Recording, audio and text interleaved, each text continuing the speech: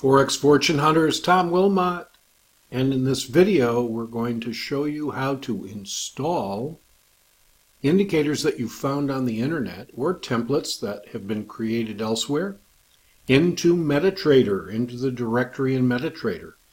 It's an easy process, so hold on to your hat. We'll get started right after this.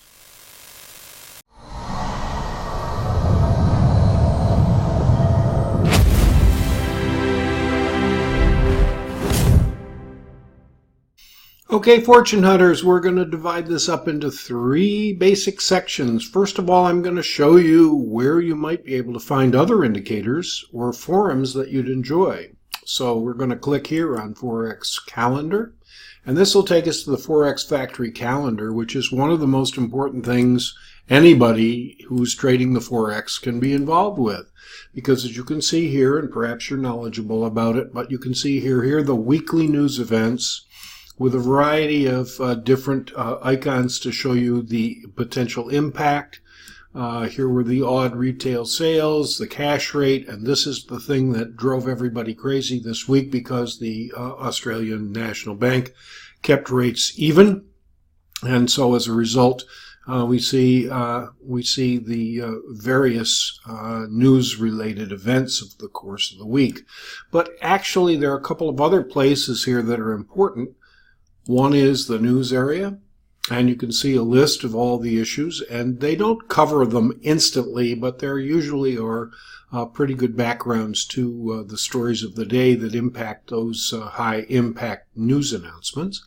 And the area I wanted to get you involved in here was the forums area, and the forums area really has a number of trading systems and things involved with it. There are a number of threads. You can see almost 3,000 threads.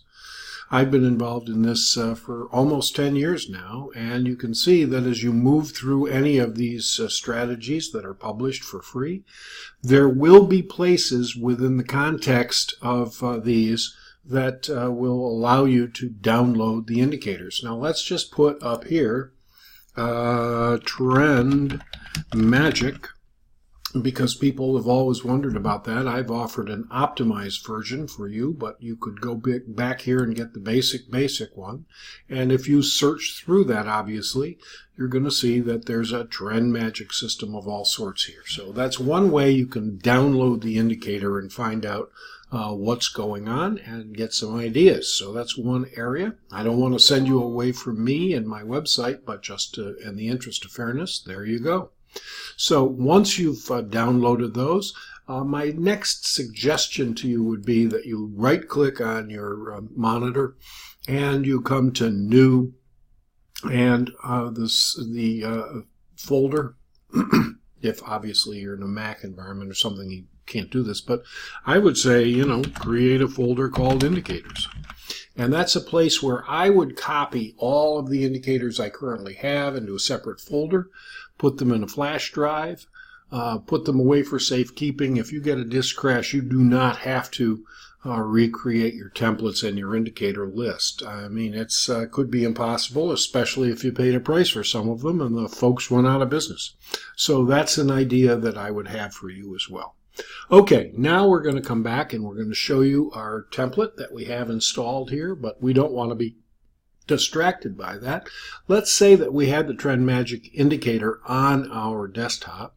What would we do with it? Well, in order to get it into Metatrader, you click on File, and then you slam down here to Open Data Folder. And that instruction was in the blog post that I put for you, but this is the visual. So we're going to create an Open Data Folder. It's loading now, and it's going to come up over here on the other screen.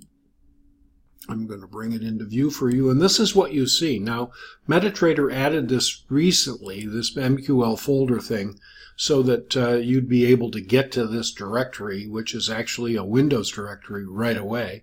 But if you were going to apply the template, like if you download the double whammy template from my Dropbox file, you would click here, and you would put that into the template list here. Okay, you wouldn't go any further than the top level of this directory. Now we'll back out of that. And you can see, actually, let me show you that again, and I'll show you. Down below here we had a number. Here's our new GIMA. I have a couple variations of that. I mentioned Simply Spooky in another video. Down we go. Here are 3 versions of the double whammy, and I published one of these templates in the Dropbox file, so you could install this in your own directory here to keep you and make it easier for you to pull all those indicators that you have together, both those that are default indicators in the basic package your broker gave you, as well as anything else you've added.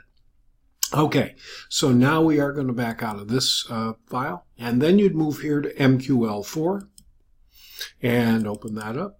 And then you can see their experts, which are the robots, having trouble forming words today, the robots that are created for Metatrader. And there are a number of others, including scripts. Say you had a bunch of trades open at the same time, you have a script perhaps that would say close all. So that's one activity area. Now notice here, this is where your indicators list is. I double-clicked, left-clicked with it. And let's see, it's working and working, and here they all come because I have 842,000 of them here on the list, and you can see here's our TC Tilson. Now, let's take a look at this because those of you who are new may not understand how the file formats work. There are typically 2 for each of your indicators. One is an MQL4 source file, or MQL5 if you're in the other version of the language, but MQL4 is the most popular. We have the TC Tilson here, T3 Tilson. Up here we have the same pair. We have a source file, and this is where you'll see all of the programming language.